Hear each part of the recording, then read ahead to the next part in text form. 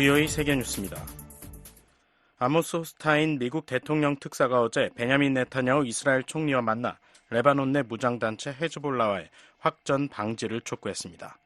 이스라엘을 방문한 호스타인 특사는 이날 면담에서 레바논과의 국경에서 헤즈볼라와 분쟁이 격화하는 것은 현지 이스라엘인들을 집으로 돌아가게 하는 목표 달성에 도움이 되지 않는다고 말했다고 AP통신이 익명의 미국 관리를 인용해 보도했습니다. 호스타인 특사는 네타냐후 총리가 레바논에서 전면전을 벌일 경우 광범위하고도 장기적인 영내 분쟁을 촉발할 위험이 있다면서 미국은 외교적 해법 모색에 최선을 다하고 있다고 강조했습니다.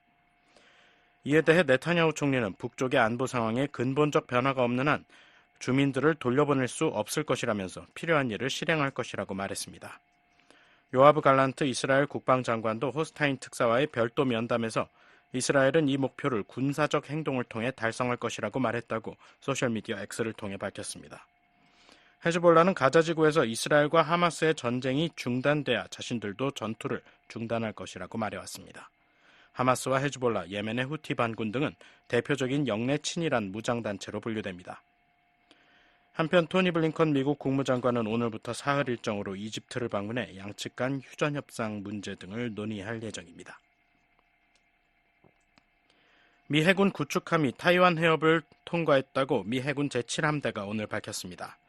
7함대는 이날 보도자료에서 현지 시각 9월 17일 미 해군 P-8A 포세이돈 해상 초계기 한 대가 국제공영 내 타이완 해협을 통과했다고 전했습니다. 7함대는 미국이 국제법에 따라 타이완 해협 내에서 작전을 수행함으로써 모든 나라의 항행권과 자유를 보호한다며 포세이돈 해상 초계기의 이번 비행은 자유롭고 개방된 인도태평양을 향한 미국의 공약을 보여준다고 강조했습니다. 이날 비행은 현지 시각 오후 12시 15분경 시작돼 오후 1시경까지 이어졌다고 미국 군사전문 매체 성조지가 7함대 대변인을 인용해 보도했습니다. 이 대변인은 이번 비행이 정례적인 성격으로 특정 사안에 대한 대응은 아니라고 말했습니다. 7함대 소속 포세이돈 해상 초계기는 지난 4월 17일에도 타이완 해협 내 국제 공역을 비행했으며 5월에는 알레이버크급 유도탄 구축함 할시함도 타이완 해협 공해를 항행했습니다. 타이완을 자국 영토로 주장하고 있는 중국 정부는 이 같은 비행이나 항해가 이루어질 때마다 미국 정부를 비난해왔습니다. 미국과 인도의 외교, 국방 고위 관리들이 어제 국방과 우주 분야 등에서의 협력 방안을 논의했다고 미국 국무부가 밝혔습니다. 국무부 대변인실은 이날 뉴델리에서 열린 8차 미국 인도 2+2 대화 보도자료에서 도널드 루 국무부 남아시아 중앙아시아 담당 차관보와 제디디아 로열 국방부 인도태평양 안보 담당 수석 부차관보, 그리고 나가라지 나이두 인도 외무부 미주 담당 합동장관과 비슈에시 네기 인도 국방부 국제협력 합동장관이 이번 회의를 공동 주재했다며 이같이 전했습니다. 회의에서는 국방과 우주 민간 항공협력, 청정에너지와 산업 및 물류협력 등 우선 과제들에 대한 논의에 진전을 이뤘다고 국무부는 설명했습니다.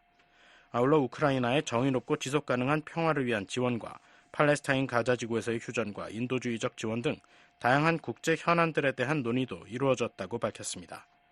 조 바이든 미국 대통령은 지난해 6월 미국을 국빈 방문한 나렌드라 모디 인도 총리와 정상회담을 갖고 신기술 협력과 무역 분야 등에서 역사상 그 어느 때보다 강력하고 긴밀하며 역동적인 양국 파트너십을 재확인했습니다. 조 바이든 미국 대통령이 최근 또다시 암살 위험에 노출됐던 도널드 트럼프 공화당 대통령 후보와 어제 전화통화를 가졌습니다. 미국 백악관은 두 사람의 통화가 화기애애한 분위기 속에 이루어졌으며 바이든 대통령은 트럼프 후보가 안전한 데 대해 안도감을 표했다고 말했습니다.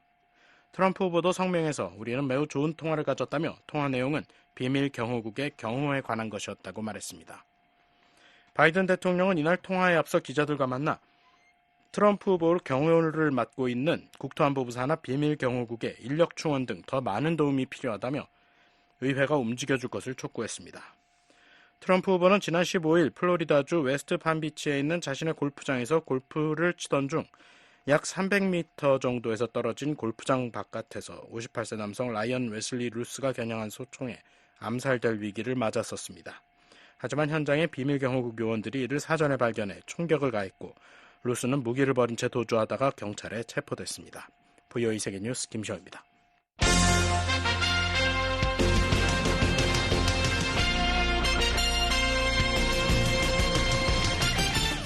VOA News Today.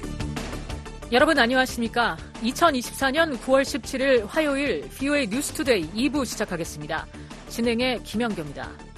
이 시간에 보내드릴 주요 소식입니다. 스웨덴이 신종 코로나에 따른 북한의 국경 봉쇄 조치 이후 서방 국가로는 처음으로 외교관들을 북한에 복귀시켰습니다. 국제 원자력 기구 IAEA 총회가 개막한 가운데 북한의 지속적인 핵 개발은 명백한 유엔 안보리 결의 위반이라고 IAEA 사무총장이 지적했습니다. 유럽연합이 최근 우라늄 농축 시설을 공개한 북한에 대해 결코 핵 보유국 지위를 가질 수 없다고 지적했습니다. 북한이 러시아에 대한 불법적인 군사 지원을 즉각 중단할 것도 촉구했습니다. 내일 북한 날씨는 전 지역 가끔 구름 많고 소나기 오는 곳 있겠습니다. 최저 기온은 10에서 24도, 최고 기온은 20에서 31도. 바다의 물결은 동해 앞바다, 서해 앞바다 모두 0.5에서 1m이겠습니다. 첫 소식입니다. 스웨덴이 신종 코로나에 따른 북한의 국경 봉쇄 조치 이후 서방 국가로는 처음으로 외교관들을 북한에 복귀시켰습니다. 대사관 운영이 코로나 이전으로 돌아갈 것이라고 밝혔습니다. 안소영 기자가 보도합니다. 스웨덴이 지난 2020년 북한의 신종 코로나 방역 조치로 스톡홀름에서 철수했던 자국 외교관들이 평양에 복귀했다고 밝혔습니다. 스웨덴 외무부는 13일 보도자료를 내고 이같이 밝히면서 스웨덴 외교관들이 다시 평양에 상주하게 됨에 따라 대사관의 정규활동 재개 작업을 시작하게 됐다고 말했습니다.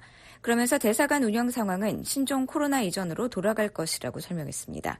이어 주북 스웨덴 대사관이 1975년 문을 열었다고 상기하고 한반도 문제의 평화적 해결을 위한 스웨덴의 오랜 노력은 여전히 확고하다고 강조했습니다. 이어 북한에 있는 자국 대사관은 관련 노력에 중요한 역할을 해왔을 뿐만 아니라 북한과 여러 국가 사이에서 이익 대표국으로서 활동해왔다고 부연했습니다.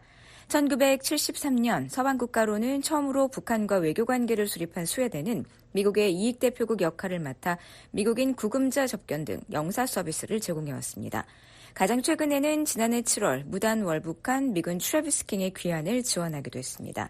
당시 스웨덴 외무부는 BOA에 킹 사건과 관련해 스웨덴이 북한의 미국 이익 대표국으로서의 책임에 따라 지원을 할 수 있어 기쁘다고 밝힌 바 있습니다. 또한 미북 정상회담 이후 여러 차례 실무그룹 회의가 열린 곳도 스웨덴 스톡홀름이었습니다. BOA는 스웨덴 외무부에 이번에 복귀한 외교단 규모와 북한에서의 활동 순위 등을 질의하고 답변을 기다리고 있습니다. 스웨덴은 북한이 2020년 1월 말 신종 코로나 방역을 이유로 국경을 봉쇄하면서 같은 해 8월 자국 외교관을 철수시켰습니다. 지난 2월엔 2021년 지명된 안드레아 벤투손 북한 주재 대사를 북한에 파견했고 이와 관련해 스웨덴 외무부는 당시 BOA에 그의 방문은 외교 요원들을 영구적으로 평양으로 복귀시키기 위한 활동의 일환이었다고 설명한 바 있습니다. 스웨덴 외무부는 지난 10일 자국 외교관들의 평양 복귀와 관련한 BOA의 질의에 우리 외교 인력들은 상황이 허락하는 즉시 평양에 영구적으로 복귀할 준비가 돼 있다고 밝혔습니다. BOA 뉴스 안소영입니다. 미국 국무부는 최근 평양으로 복귀한 스웨덴 외교관들이 미국의 이익 보호 역할을 재개한다고 확인했습니다. 북한과 러시아의 안보 관계 확대 조짐에 대해선 우려의 입장을 밝혔습니다. 함지아 기자가 보도합니다. 매튜 밀러 국무부 대변인은 스웨덴은 북한에서 우리의 이익 보호국 역할을 계속할 것이라고 밝혔습니다.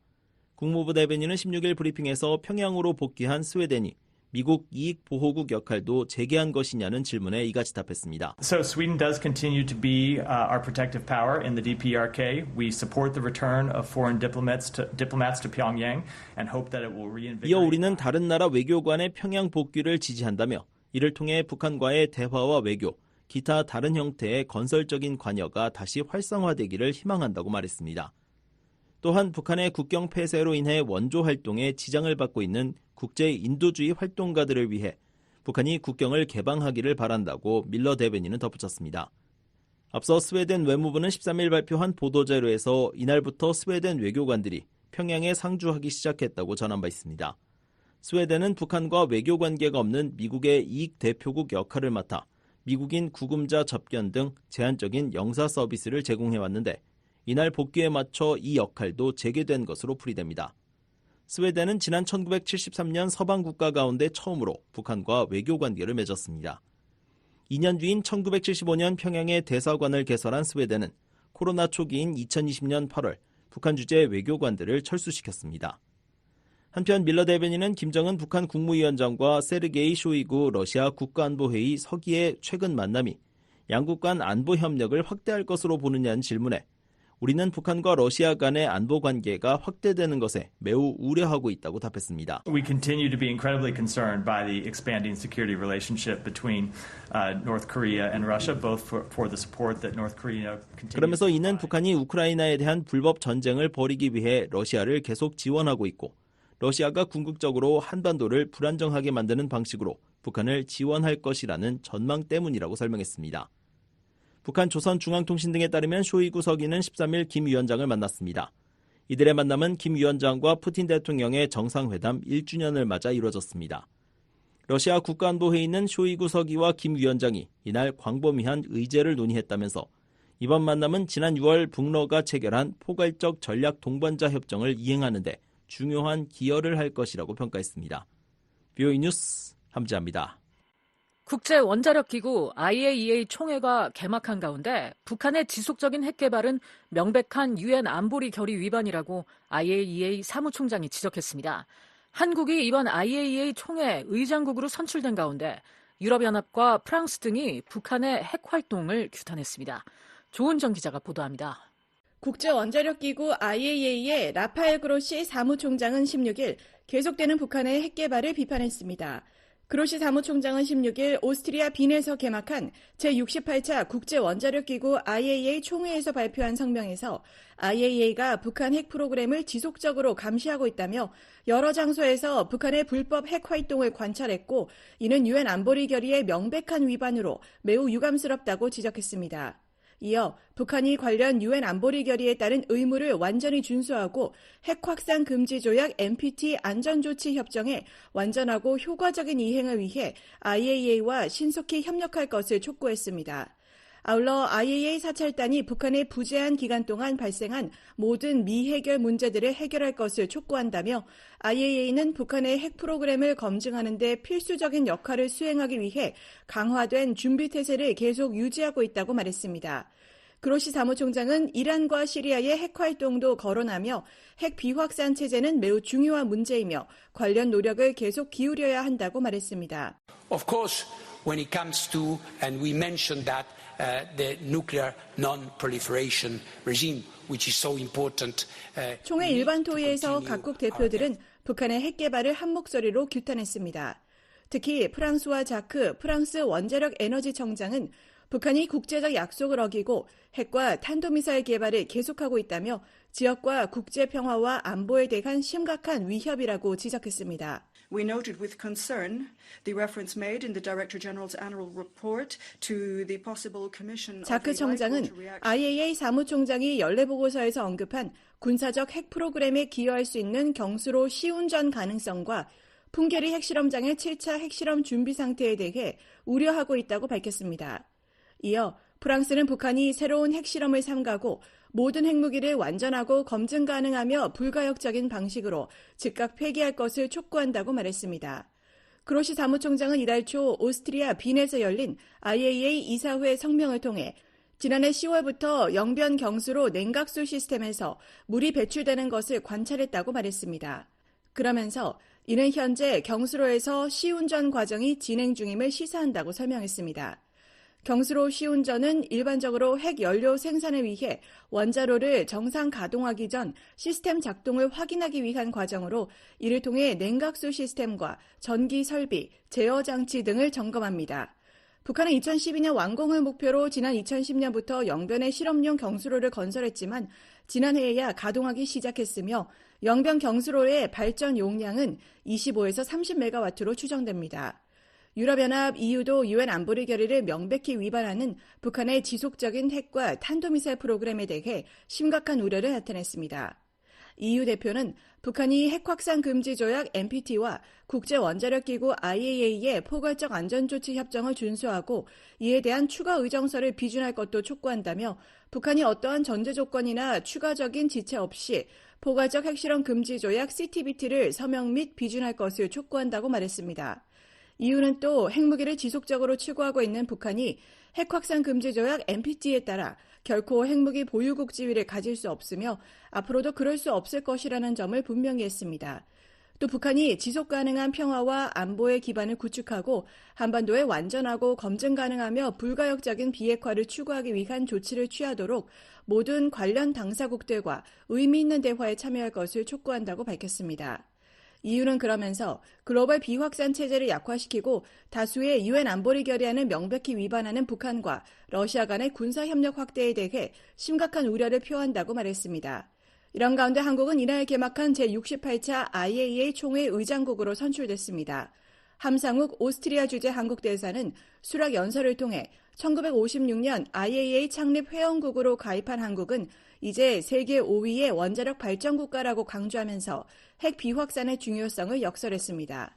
We have before us an agenda full of significant issues that underline the 함 대사는 중요한 의제가 많다며 비확산 우려를 시급히 해소하고 차세대 소형 원자로의 도입 여건을 조성하며 원자력 기술의 세계적 확대에 대응해 강력한 원자력 안전과 보안을 보장해야 한다고 말했습니다. 그러면서 우리가 내릴 결정과 행동은 지대한 영향을 미칠 것이라고 강조했습니다. 한국이 IAEA 의장을 맡은 것은 1989년 제33차 총회 이후 이번이 두 번째입니다. 함 대사는 16일부터 20일까지 열리는 이번 총회에서 의장으로 회의를 주재합니다. IAEA는 각국이 핵 확산 금지 조약, NPT를 준수하고 IAEA의 핵 안전 조치를 이행하는지 검증하는 역할을 맡고 있습니다. 북한은 1985년 NPT에 가입했다가 2003년 일방적으로 탈퇴를 선언했습니다. IAEA는 지난 2009년 북한의 일방적인 요구로 철수한 이후 북한 핵시설에 대한 현장 검증을 하지 못하고 있습니다. VOA 뉴스 조은정입니다. 유럽연합이 최근 우라늄 농축시설을 공개한 북한에 대해 결코 핵 보유국 지위를 가질 수 없다고 지적했습니다. 북한의 러시아에 대한 불법적인 군사 지원을 즉각 중단할 것도 촉구했습니다. 안소영 기자입니다. 유럽연합은 16일 북한의 즉각 모든 핵 관련 활동을 멈추라고 촉구했습니다. EU 대변인은 북한이 최근 우라늄 농축시설을 공개한 데 대한 VOA의 논평 요청에 북한은 즉각 모든 핵무기와 기타 대량 살상무기, 탄도미사일 프로그램 및 기존 핵 프로그램을 완전하고 검증 가능하며 돌이킬 수 없는 방식으로 포기함으로써 유엔 안보리 결의를 준수하고 모든 관련 활동을 중단해야 한다는 것이 유럽연합의 입장이라고 밝혔습니다. 그러면서 북한은 핵 확산 금지 조약에 따라 핵무기 보유국 지위나 이와 관련한 어떤 특별한 지위도 가질 수 없으며 앞으로도 그럴 수 없을 것이라는 점도 다시 한번 분명히 했습니다. 이어 북한이 NPT와 IAEA의 포괄적 안전조치 협정에 복귀해 이를 완전히 준수하고 포괄적 핵실험 금지 조약에 서명하고 비준할 것을 촉구했습니다. 앞서 북한 대외관영 조선중앙통신과 노동당 기관지 노동신문은 13일 김정은 위원장이 핵무기연구소와 무기급 핵물질 생산시설을 현지 지도하고 무기급 핵물질 생산을 늘리기 위한 중요 과업을 제시했다고 보도했습니다. 북한 매체들은 관련 보도를 하면서 우라늄 농축시설을 공개했습니다. 북한은 2010년 핵 물리학자인 미국의 에그프리드 해커 박사를 초청해 평안북도 영변 핵시설 내 우라늄 농축시설을 보여준 바 있지만 이를 대회에 직접 공개한 건 처음입니다. 북한은 핵 개발이 자위권 행사라고 주장하고 있습니다. 지난 2월 주영철 제네바 주재 북한 참사관은 유엔 본부에서 열린 군축회의에서 공화국의 국방력 강화 조치는 유엔 헌장과 국제법에 전적으로 부합하는 정당한 자위권 행사라며 모든 조치가 미국과 동맹국들의 위협에 대한 대응이라는 기존 입장을 고수한 바 있습니다. 한편 이날 이유는 지난 13일 세르게이 쇼이구 러시아 국가안보회의 서기와 북한 김정은 국무위원장이 회담한 것과 관련해선 양국 협력이 국제법 위반이라는 점을 거듭 강조했습니다. EU 대변인은 이 사안에 대한 VOA의 논평 요청에 새로운 파트너십 합의 발표를 포함한 북러 간 군사협력 심화 및 우크라이나에 대한 불법 전쟁에서 러시아의 북한산 탄도미사일 사용은 다수의 유엔 안보리 결의를 노골적으로 위반하며 국제법을 훼손하고 유럽과 한반도 모두의 평화와 안보에 위협을 가하고 있다는 점을 보여준다고 말했습니다. 그러면서 러시아가 우크라이나 파괴 전쟁을 위해 북한에서 포탄 수백만 발을 계속 공급받는 상황에서 휴전 및 협상에 대한 푸틴의 선언이 얼마나 진정성이 없는지를 보여준다고 지적했습니다. 또한 우리는 러시아와 북한 모두의 유엔 안보리 결의와 유엔 헌장 위반 행위를 즉각 중단할 것을 강력히 촉구하며 북한의 러시아의 불법적인 전쟁 노력에 대한 지원을 멈출 것을 다시 한번 촉구한다고 말했습니다. 아울러 러시아와 북한 간 양자 합의는 절대 유엔 안보리 결의와 국제법에 위배돼서는 안 된다고 강조했습니다. 그러면서 이유는 국제 의무를 준수하고 유엔 안보리 결의를 이행하기 위해 계속해서 노력할 것이라고 덧붙였습니다. 지난 14일 북한 노동당 기관지 노동신문은 북한 김정은 국무위원장이 세르게이 쇼이구 러시아 국가안보회의 서기를 접견하고 동략적 동반자로 협력해 나갈 것을 확인했다고 보도했습니다. 앞서 러시아 스푸트니크 통신도 13일 쇼이구 서기가 평양을 방문해 김정은 국무위원장을 만나 북러 관계를 포함해 광범위한 의제를 논의했다고 보도했습니다. 주북 캐나다 대사와 북도서양조약기구 대사를 지낸 마리우스 그리니우스 캐나다 국제문제연구소 연구원은 최근 BOA에 북한이 우크라이나를 침공한 러시아와 협력하는 상황은 유럽과 인도태평양 지역의 안보가 서로 연계돼 있다는 점을 분명하게 보여주는 사례라고 말했습니다. Established diplomatic relations with North Korea as part of the Western support for Kim Dae-jung's Sunshine Policy engagement. 그리우니스 전 대사는 미국과 한국, 일본 등 인태지역 국가, 유럽 등 서방 민주국가들이 수호하는 국제안보구조와 무역, 경제 지속 가능성이 영내 권위주의 국가들로부터 공격받는 상황을 해결하기 위해서도 양측의 지속적인 협력은 필요하다고 강조했습니다. 북한과 러시아는 국제사회가 제시하는 구체적인 증거에도 불구하고 양국 간 무기 거래 사실을 부인하고 있습니다. BOA 뉴스 안소영입니다. 북한이 개성공단을 재정비하고 단장하는 모습이 연일 포착되고 있습니다. 이번엔 출입시설을 다시 만들고 인근 건물을 신축한 것으로 나타났는데 재가동 준비를 본격화하고 있다는 해석에 힘이 실리고 있습니다. 함지아 기자입니다. 북한 개성공단을 촬영한 11일자 플래닛랩스의 위성사진에선 개성 시내와 공단의 경계에 놓인 직사각형 형태의 구조물을 볼 수 있습니다. 물체의 길이는 약 125m. 과거 이 자리에 있던 출입구 길이와 크기가 비슷한 점으로 볼 때 북한이 새롭게 만든 출입시설로 추정됩니다. 앞서 BOA는 지난 5월 북한이 이 자리에 있던 기존 출입구를 철거하고 새로운 형태의 구조물을 만들고 있다고 보도한 바 있습니다. 그런데 이날 위성사진에선 이 구조물이 온전한 형태의 출입시설로 다시 태어난 사실이 확인된 것입니다. 기존 출입구는 크기가 다른 여러 개의 건물이 붙어있는 형태였지만 새로운 시설은 반듯한 직사각형 형태입니다. 다만 새 출입구의 윗부분은 이전과 같은 파란색으로 칠해졌습니다. 출입시설 인근 다른 지점에서도 변화가 포착됐습니다. 이 지점에서 서쪽으로 약 100m 떨어진 곳에는 가로 37m, 세로 22m 길이의 하얀색 건물이 보입니다. 지난해 말부터 포착되기 시작한 이 건물은 최근 몇 개월 사이 크기가 더 커졌습니다. 이는 한창 진행되던 건물 공사가 최근 끝났다는 사실을 유추할 수 있는 대목입니다. 이 건물이 자리한 곳은 엄밀히 따지면 개성공단 밖입니다. 그러나 북한은 출입시설에서 개성 쪽으로 약 200m 떨어진 지대를 빈 공간으로 유지해왔습니다. 또 이 공간엔 개성공단을 출입하는 버스가 대기하거나 자재가 놓인 장면이 종종 포착되기도 했습니다. 따라서 이 지대에 자리한 해당 건물도 개성공단 운영과 어느 정도 관련이 있을 것으로 분석됩니다. 앞서 BOA는 11일자 위성사진을 토대로 북한이 개성공단 내 도로 약 21개 지점에 횡단보도를 새롭게 칠했다고 전한 바 있습니다. 또 개성공단 내 한국 회사 부지에 건설 중이던 신축 건물은 완공된 듯 짙은 회색의 외형을 갖췄다고 보도했습니다. 그런데 여기에 더해 개성공단에서 새로운 출입시설과 또 다른 신축 건물이 확인된 것입니다. 북한이 인력과 자금을 투입해 재정비와 새 단장에 나섰을 것으로 추정되는 만큼 개성공단에 대한 재가동 조짐이라는 해석도 나옵니다. 앞서 북한 경제 전문가인 브래들리 뱁슨 전 세계은행 고문은 13일 BOA와의 전화통화에서 북한이 개성공단 재가동 준비를 본격화하고 있는 것으로 해석하면서 이번 움직임이 김정은 위원장의 지방발전 정책의 일환일 수 있다고 밝혔습니다. 앞서 김정은 위원장은 지난 1월 최고인민회의에서 해마다 20개 시와 군에 10년간 현대적인 공장을 건설하겠다는 지방발전 정책 사업을 제시한 바 있습니다. 뱁슨 전 고문은 김정은이 작년 말부터 연초부터 추진해온 지방발전 정책을 고려할 때 개성공단 재가동은 놀라운 일이 아니다라며 평양이 아닌 지방에 이처럼 공장이 건설돼 있다는 것은 목표 달성이 쉽다는 것을 의미한다고 말했습니다. Given the kind of rural development policy that Kim Jong-un's been pushing since the beginning of the year, late last year, this would be an easy one. 그러면서 다른 지역처럼 새로운 공장을 짓기 위해 군대를 투입하는 것보단 기존의 공장 용도를 변경하고 개선하는 것이 합리적일 것이라고 덧붙였습니다. BOA 뉴스 함지아입니다. 미국 정부가 북한과 러시아가 공통적으로 국제 제재의 표적이 되고 있다는 러시아의 주장을 일축했습니다. 북한이 무책임한 행동을 중단하도록 국제사회가 단합된 목소리를 내는 게 중요하다고 강조했습니다. 조상진 기자가 보도합니다.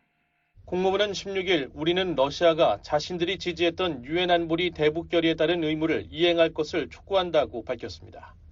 국무부 대변인은 이날 러시아와 북한이 제재 전쟁에서 도전을 겪는 공통점이 있다는 러시아 외무부 대변인의 최근 주장과 관련한 BOA의 논평 요청에 유엔 안보리가 북한에 대한 10개의 제재 결의안을 만장일치로 통과시켰다는 점을 상기시키면서 이같이 답했습니다. 이어 북한은 유엔 안보리 결의에 위배되는 제재 회피 노력을 통해 대량 살상 무기 및 탄도미사일 프로그램에 계속 자금을 지원하고 있다는 점을 지적했습니다. 그러면서 미국은 북한의 불법적인 대량 살상 무기 및 탄도미사일 프로그램이 제기하는 위협에 대응하기 위한 포괄적 전략의 일환으로 국적에 상관없이 이러한 불법 프로그램을 지원하는 모든 개인이나 단체에 제재를 부과하고 있다며 이러한 미국의 조치는 유엔 안보리 결의를 포함한 국제사회의 조율된 노력의 일환이라고 설명했습니다. 국무부는 국제사회가 대북 제재를 적극 이행하고 북한의 행동 변화를 촉구하는 데 한 목소리를 내는 것이 중요하다는 점을 강조했습니다. 국무부 대변인은 북한에 대한 유엔의 제재는 여전히 유효하며 우리는 유엔 및 북한 주변국과의 외교를 포함해 모든 회원국이 제재를 이행하도록 계속 독려할 것이라고 말했습니다. 아울러 국제사회는 북한이 무책임한 행동을 중단하고 유엔 안보리 결의에 따른 의무를 준수하며 진지하고 지속적인 외교에 나서야 한다는 강력하고 단합된 메시지를 보내는 것이 중요하다고 강조했습니다.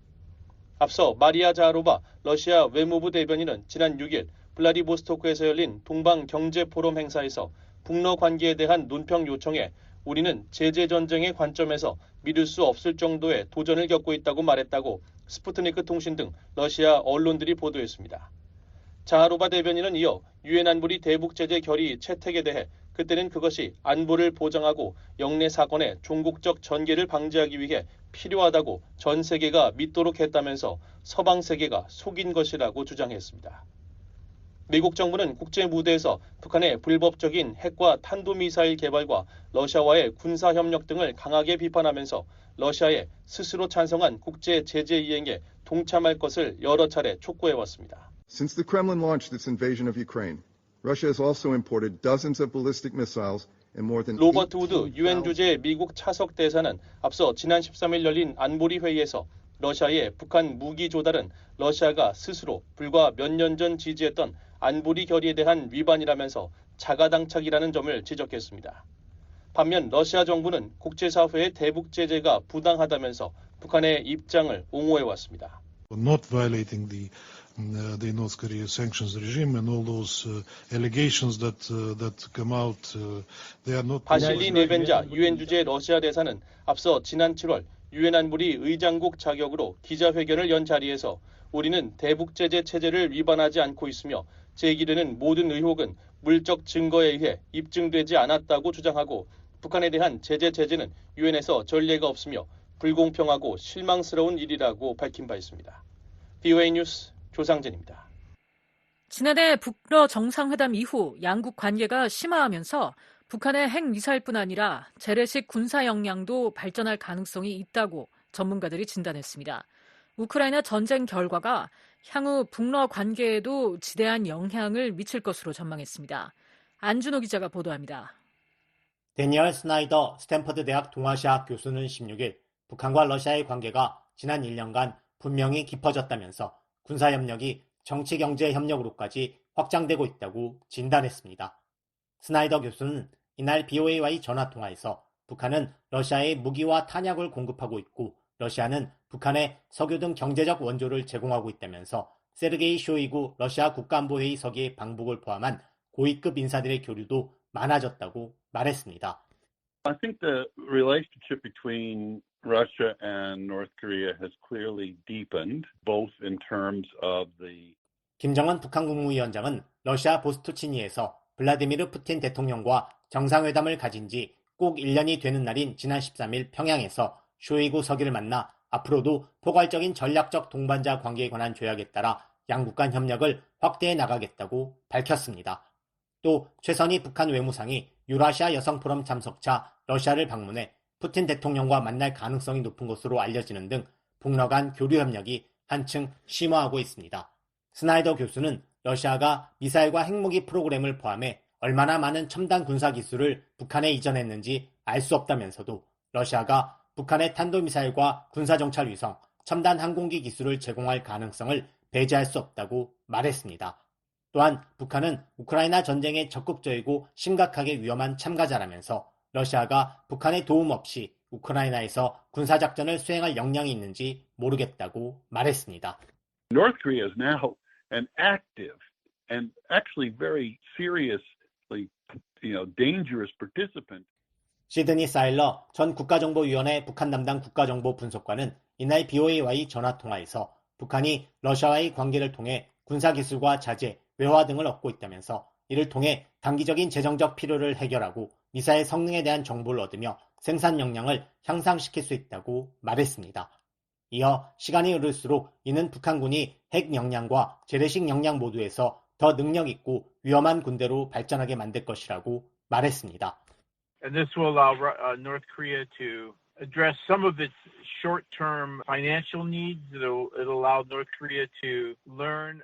게리 세이모어 전 백악관 대량살상 무기 조종관은 이날 BOA와의 전화통화에서 분명 양국 관계는 훨씬 더 긴밀해졌고 북한은 러시아에 귀중한 군사물자와 탄약 등을 제공하고 러시아는 그 대가로 북한에 석유와 식량 등을 제공했다는 걸 알고 있다며 우리가 모르는 것은 러시아가 북한에 첨단 재래식 무기나 핵미사일 기술 등 중요한 기술이나 군사적 지원을 제공했는지 여부라고 말했습니다. 이어 러시아가 북한에 제공한 것이 무엇인지 정확히 알기 전까지는 양국 관계의 전반적인 영향과 결과를 평가하기는 매우 어렵다고 말했습니다. Obviously, the relations are much closer, and we know that North Korea has provided Russia with very valuable military. 세이머 전 조정관은 러시아는 우크라이나와의 전쟁에서 북한의 도움을 요청하고 있지만 전쟁이 끝나면 북한을 특별히 필요로 하지 않을 것이라고 말했습니다. 태평양 사령관을 역임한 해리 해리스 전 주한미국 대사는 이날 BOA에 보낸 서면 답변에서 북러 관계를 편의에 의한 결혼 관계라고 규정했습니다. 미한 동맹처럼 민주주의와 자유 등 공통의 가치를 기반으로 한 동맹이 아니라 서로의 필요에 의해 맺어진 관계란 뜻으로 풀이됩니다. 해리스 전 대사는 북러 관계의 지속 가능성과 관련해선 러시아가 북한의 값싼 무기를 필요로 하는 한 지속될 것이라고 말했습니다. 패트릭 크로닌 허드슨 연구소 안보석좌는 이날 BOA에 보낸 서면 답변에서 러시아와 북한은 서로를 필요로 하며 막대한 희생을 치르지 않는 한 필요한 것을 얻기 위해 상대를 기꺼이 이용한다고 말했습니다. 푸틴에게는 우크라이나에 대한 값비싼 침략 전쟁을 지속하기 위해 꾸준한 탄약 공급이 필요하고 김정은은 군사기술과 제재 회피를 위한 정보, 핵을 보유한 강대국으로서의 위상을 필요로 한다는 설명입니다. 우크라이나 전쟁 이후 양국 관계 전망과 관련해선 과거와 마찬가지로 미래에도 기복이 있을 것이라면서도 우크라이나 전쟁이 끝나면 러시아가 지금처럼 북한에 많은 지원을 할 필요가 없어질 것이라고 말했습니다. 우크라이나 전쟁이 끝나더라도 북러 밀착은 계속될 것이란 관측도 있습니다. 사일러 전 분석관은 양국은 편의적 동반자로서 미국 주도의 규칙에 기반한 질서에 함께 반대한다며 양국이 어느 정도 정상적 관계를 지속하지 않을 이유가 없다고 말했습니다.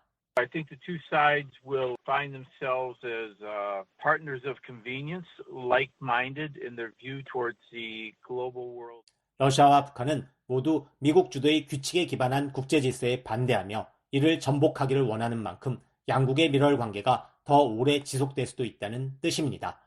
조셉 디트라니 전 북핵 육자회담 미국 차석 대표는 이날 BOA에 보낸 서면 답변에서 북한과의 대화를 재개하기 위한 중대한 조치가 취해지지 않는다면 북러 관계는 장기적인 동맹으로 발전할 것이라고 경고했습니다. 디트라니 전 차석 대표는 미국과 북한과의 대화가 재개되지 않으면 러시아는 북한의 핵과 미사일 프로그램 지원을 강화할 것이고 북한은 러시아의 우크라이나 전쟁과 그 너머의 전쟁을 위해 러시아에 더 많은 군사 장비를 제공할 것이라며 이는 한국과 일본, 동북아의 좋은 징조가 아니라고 말했습니다. 스나이더 교수는 북러 양국 관계는 우크라이나 전쟁 결과에 따라 많은 것이 달라질 수 있다고 말했습니다. 그는 우크라이나 전쟁이 러시아 승리로 끝나면 김정은이 승리한 쪽에 베팅한 셈이 돼 북러 관계가 더욱 깊어질 것이고 러시아는 북한을 지원할 의무가 생기게 된다면서 반면 전쟁이 우크라이나에 유리하게 끝나면 북러 동맹에 타격이 될 것이라고 전망했습니다. If the war in Ukraine ends in a victory for Russia, I think the relationship will continue to deepen because Kim Jong-un will have battled. 스나이더 교수는 또 우크라이나 전쟁 결과에 따라 북중러 삼각동맹이나 미한일 삼각동맹이 강화될 수 있다고 부연했습니다. BOA 뉴스 안준호입니다.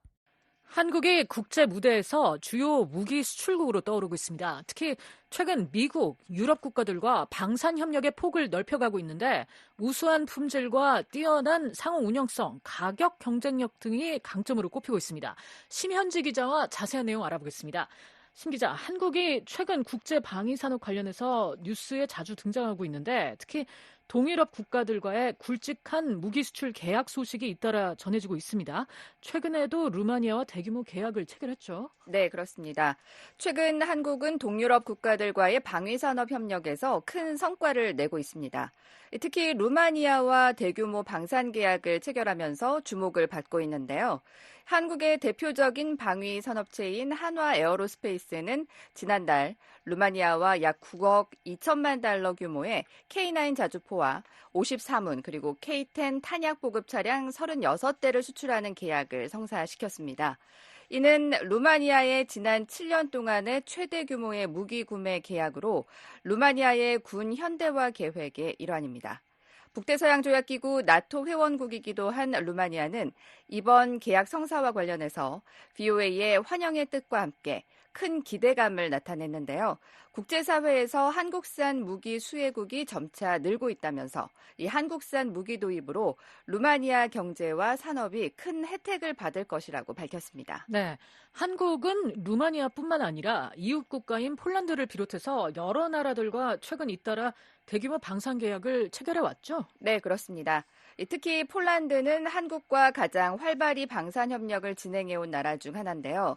가장 최근 한국과 폴란드 간의 무기 수출 계약은 한국의 방산 기업인 한화 에어로스페이스가 지난 4월 폴란드 군비청과 맺은 한국산 다연장 로켓 천무 도입 2차 계약입니다.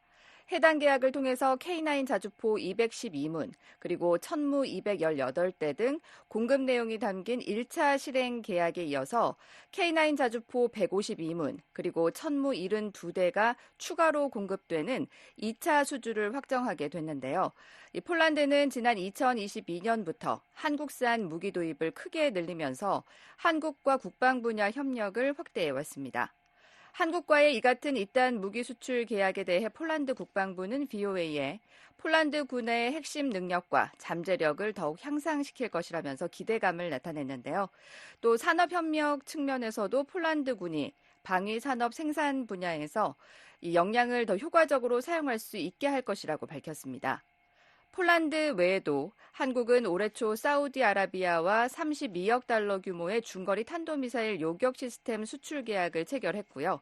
그리고 노르웨이와 핀란드, 에스토니아 등 북대서양조약기구 나토 동맹국들과도 2022년부터 K9 자주포를 포함한 방산 계약을 체결하는 등 협력을 확대하고 있습니다. 네, 세계 방산 수출 시장에서 한국의 존재감, 수치를 통해서도 확인이 된다고요? 네, 그렇습니다. 스톡홀름 국제평화연구소의 지난해 보고서에 따르면 한국은 전 세계 10위의 방산 수출 국가로 나타났습니다.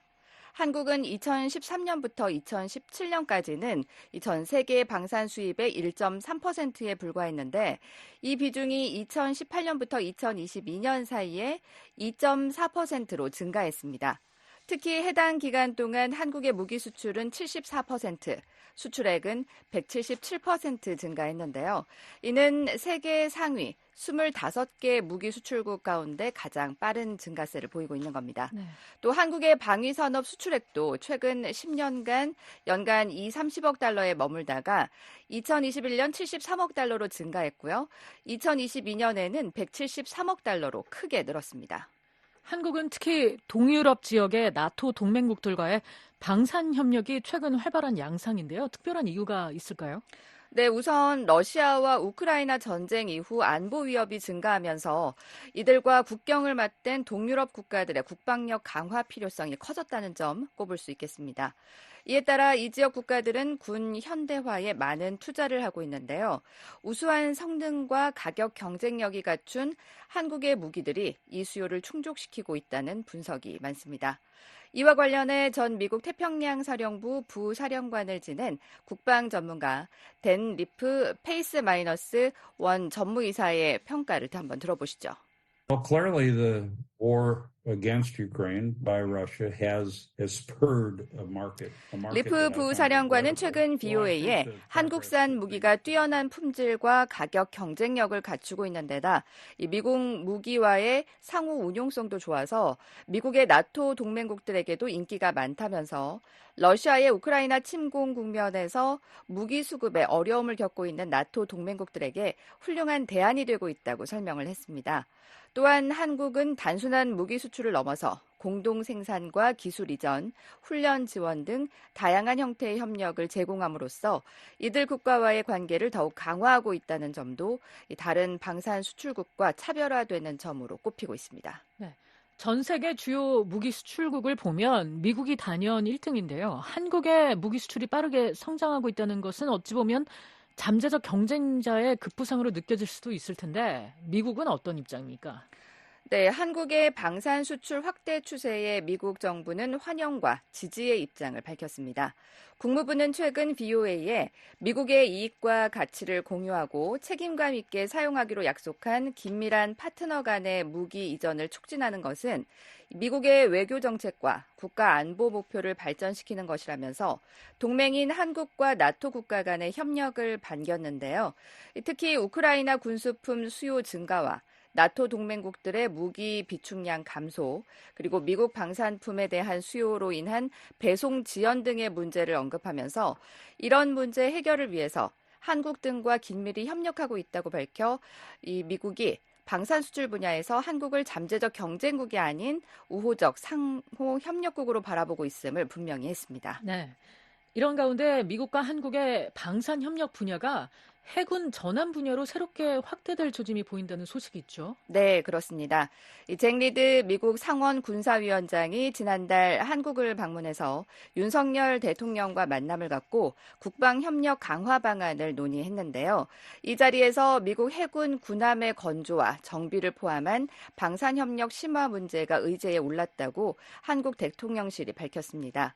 실제로 리드 위원장은 한국 방문 시 선박 건조 업체인 한화오션 측과 만나서 미국 해군 함정 사업 수행 전반을 주제로 논의한 것으로 알려졌습니다. 리드 위원장도 BOA의 방한 성과를 소개하면서 방산 관련 협력을 지속 증진시켜 나갈 필요성에 대해 폭넓게 논의했다면서 미한 동맹 발전에 대한 기대감을 밝혔습니다. 이에 대해 미국의 군사 전문가는 조선 산업에서 세계적인 역량을 갖춘 한국이 미국 해군 전함 정비 지원에 나서게 된다면 양국 간의 방산 협력에 또 하나의 기회가 열리는 계기가 될 것이라고 전망을 했는데요. 여기서 댄 리프 전 태평양 사령부 부사령관의 말 한번 들어보시죠. We're seeing as the region worries broadly about 리프 전 부사령관은 미국과 한국이 오랜 군사동맹 관계를 구축해왔고 또 군사 장비 측면에서 상호 운용성을 강조해왔다는 측면에서 다른 국가들보다 더 큰 이점을 제공한다고 평가했습니다. 그러면서 중국과 러시아, 북한 등에 대응해 자유롭고 열린 인도태평양 지역에 기여할 수 있는 국방 수요 충족을 위해서도 한국과 미국이 협력할 수 있는 부분이 많을 것으로 전망했습니다. 네, 지금까지 심현지 기자로부터 한국 방위산업 성장과 미국 동맹국들과의 협력 확대에 대해 들어봤습니다.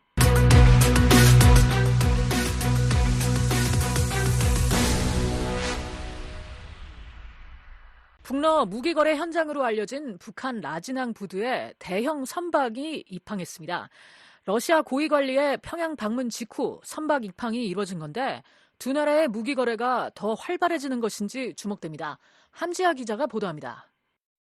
북한 라진항에서 15일 대형 선박이 포착됐습니다. 라진항 일대를 촬영한 플래닛랩스의 위성사진에는 북한 전용으로 분류된 라진항 부두 안쪽에 선체를 바짝 밀착시킨 115m 길이의 선박이 보입니다.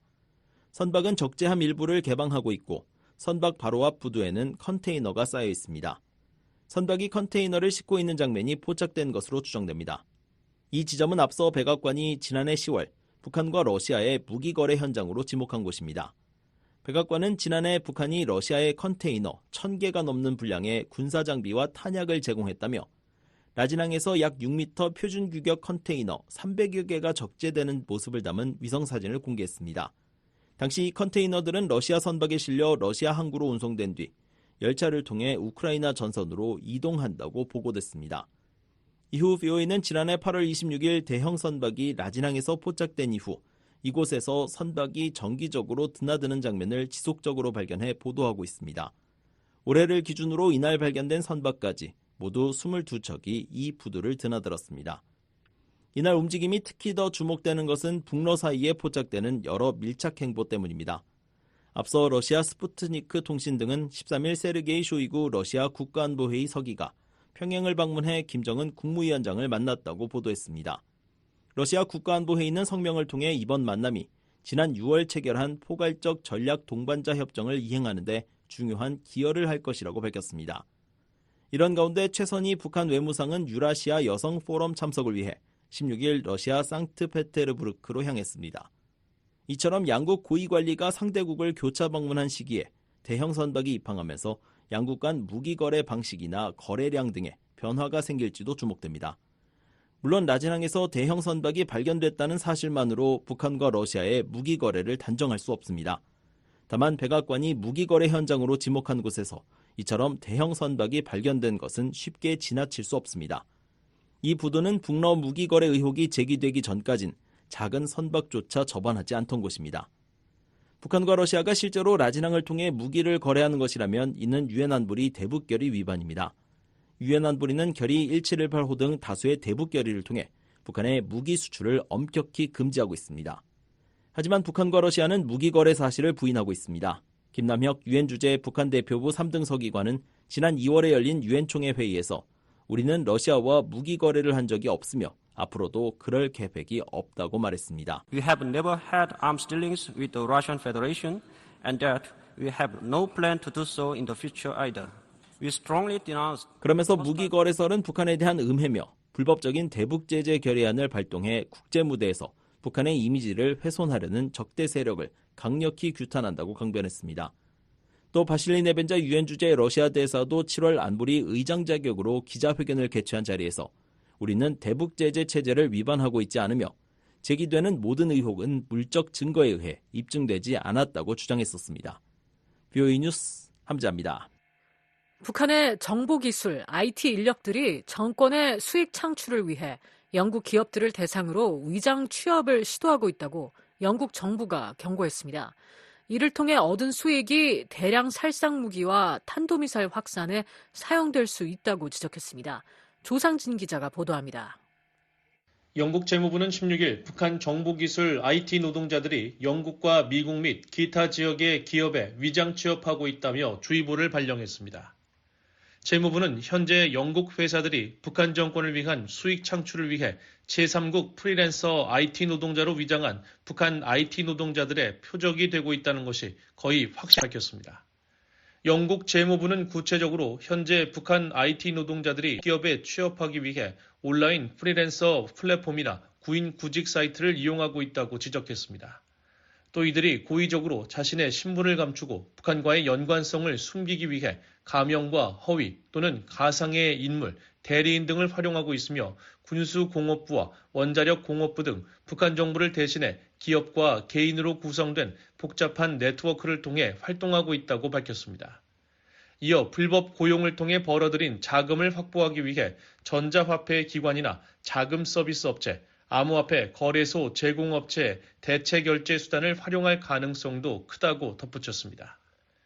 영국 재무부는 이번 주의보 발령이 북한의 대량 살상 무기와 탄도미사일 확산에 대응하기 위한 것이라면서 북한 IT 노동자 고용 행위가 제재 위반으로 간주될 수 있다고 경고했습니다.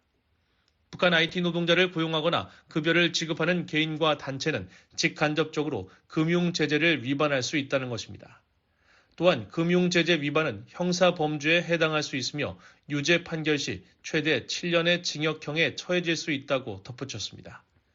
영국 재무부는 북한 IT 종사자들이 얻은 수익은 유엔이 금지한 물품과 군사장비 구매에 사용되며 북한의 불법적인 대량 살상 무기와 미사일 프로그램에 기여한다고 지적했습니다.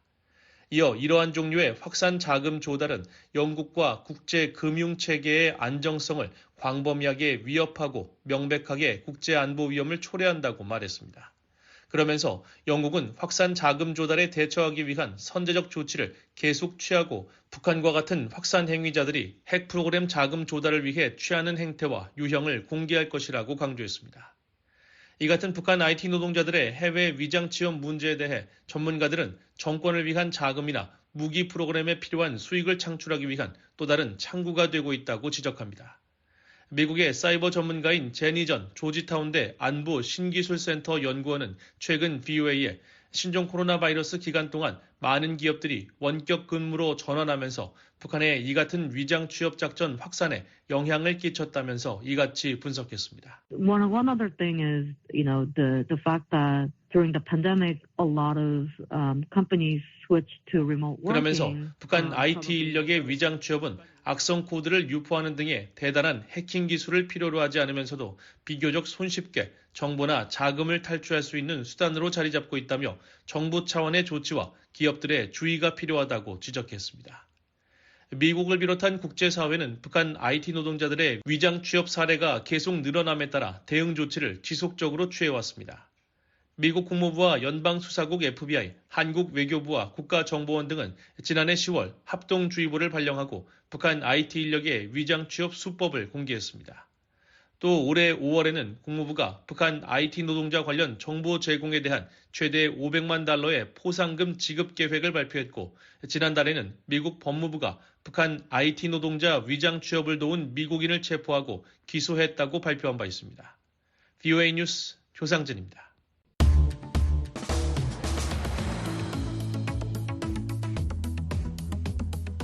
한국 내 주요 뉴스를 전해드리는 한국은 지금입니다. 윤국한 기자 나와 있습니다. 안녕하세요. 예, 안녕하세요. 네, 오늘은 어떤 소식이 있나요? 예, 병원 응급실 의료진이 환자 치료를 거부할 수 있는 사례에 대한 정부 지침이 마련됐다는 소식입니다. 네.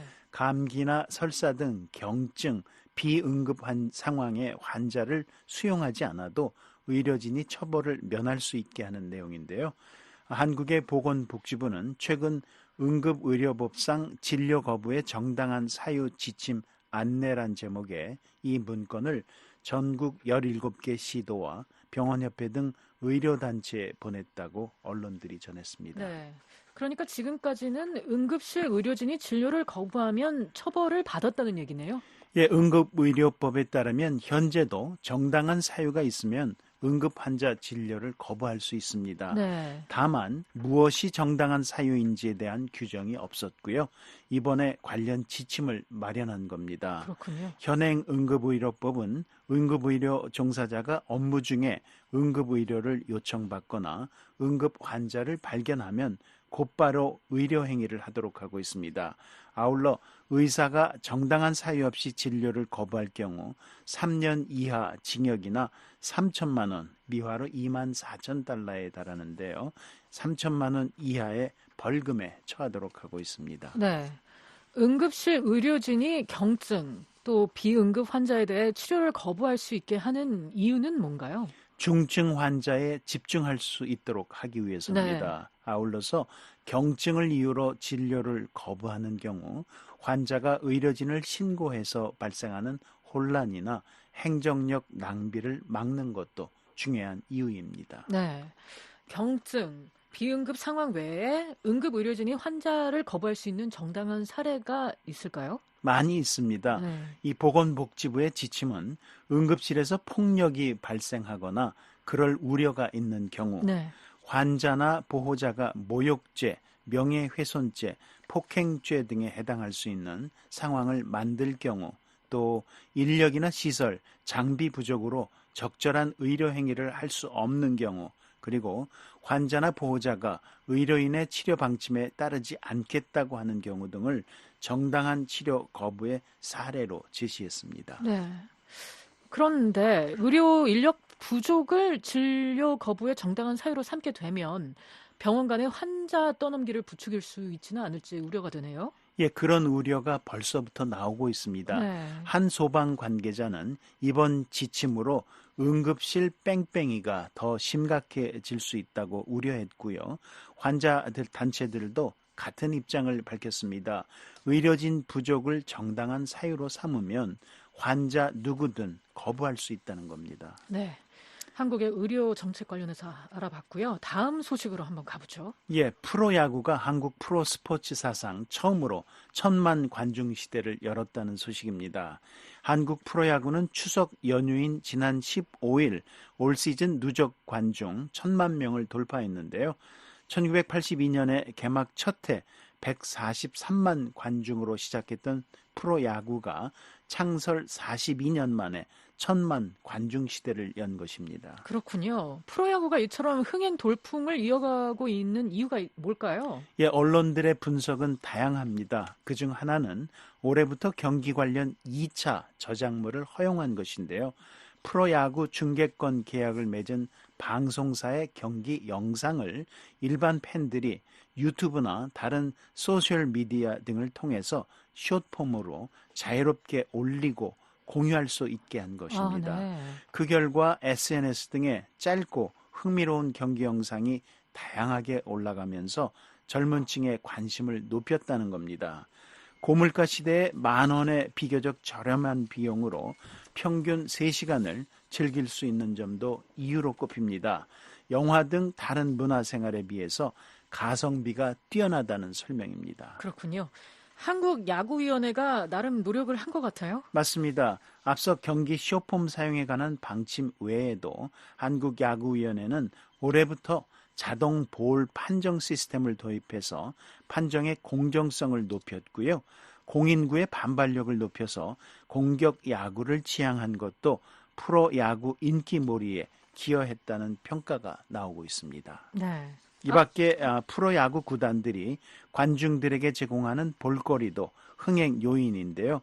미국의 뉴욕타임스 신문은 기아 타이거스 응원단이 선보인 삐끼삐끼 춤을 소개하면서 전 세계 팬들을 매료시켰다고 보도했습니다. 네, 한국은 지금 윤국한 기자였습니다.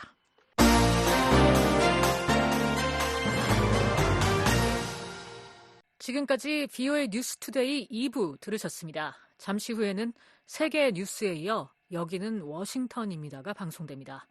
여러분의 많은 애청 바랍니다. 미국과 한국, 지구촌 곳곳의 다양한 소식을 전해드리는 생방송 여기는 워싱턴입니다의 요일별 주간 프로그램을 알려드립니다. 생방송 여기는 워싱턴입니다의 방송 시간은 평일 밤 10시에서 11시, 새벽 4시에서 5시 하루 2차례입니다. 월요일 밤과 화요일 새벽에는 미국 역사 속 중요한 인물을 소개하는 인물 아메리카를, 화요일 밤과 수요일 새벽에는 라디오로 들어보는 미국 역사 이야기 미국사, 수요일 밤과 목요일 새벽에는 11월 미국의 대통령 선거를 앞두고 주요 이슈를 살펴봅니다. 미국의 선택 2024. 목요일 밤과 금요일 새벽에는 한국에 사는 탈북민들의 이야기를 찾아가는 탈북민의 세상보기가 방송됩니다. 금요일 밤과 토요일 새벽에는 주요 뉴스의 배경과 관련 뉴스 속 인물을 살펴보는 뉴스 따라잡기가 마련되어 있습니다. 평일 밤 10시에서 11시에 생방송 여기는 워싱턴입니다는 중파 1188kHz와 단파 9350, 9490, 12080kHz로 평일 새벽 4시에서 5시에 방송하는 생방송 여기는 워싱턴입니다는 단파 5875, 9365, 7465kHz로 보내드립니다. 생생하고 정확한 미국과 한국, 세계 소식 전해드리는 생방송 여기는 워싱턴입니다와 늘 함께 하시기 바랍니다.